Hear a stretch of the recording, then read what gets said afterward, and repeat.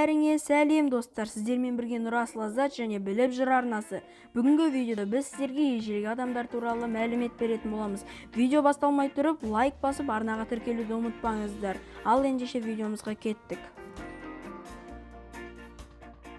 Тасқа айналған қалдықтардың саны шектеулі болғандықтан тарихшылар адамның шығу тегі туралы болжамдар ғана ұсыналады. Әртүрлі гоминидтер, тік жүретін маймылдар кезінде көп болған. Бірақ 5 миллион жылдан кейін біреуінен басқасының бәрі құрып кеткен. Жалғыз-ақ жолы болған Homo sapiens аман қалып, жер басып жүруін жалғастырды. Ормандардан шыққандар. Көп тарихшылар бұдан 5 миллион жылдан бұрынырақ маймыл тәріздес тіршілік иелері Африканың ормандарынан шығып, ашық жерлерде тұра бастаған деп есептейді. Жан сақтау үшін олардың тік тұруға және тік жүруге үйренулеріне тура келді.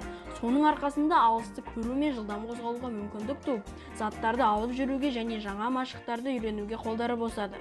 Осыдан 1 миллион жылдан бұрын ертедегі адамдар Африкадан қоныс аударып, жер жүзінің бүкіл құрлықтарына тарады. Гоминидтер хронологиясы. Афарендік австралопитек. Жылы 4 миллион жыл бұрын маңдайы тар және беті шығыңқы тасқа айналған қалдықтар Африкадан табылған. Іскер адам. Жылы 2,13-1,16 миллион жыл бұрын бас сүйегі үлкен тасқа айналған қалдықтармен бірге құрал-саймандарда табылды. Неандерталь адам. Жылы 250-30 мың жыл бұрын жақ сүйектері шығыңқы, маңдайы жайпақ және иегі шолақ тасқа айналған қалдықтар Еуропадан және Орта Шығыстан табылды.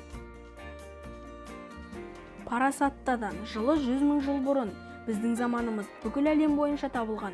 Бұл бас сүйектердің маңдайы жазық, иегі шығыңқы және сүйек құрылымы нәзік, үлкен миды сыйғыза алады. Міне достар, бүгінгі видеода біз сіздерге ежелгі адамдар туралы мәлімет бердік. Видео ұнаса лайк басып, арнаға тіркелуді ұмытпаңыздар. Келесі видеода кездескенше, қош, сау болыңыздар.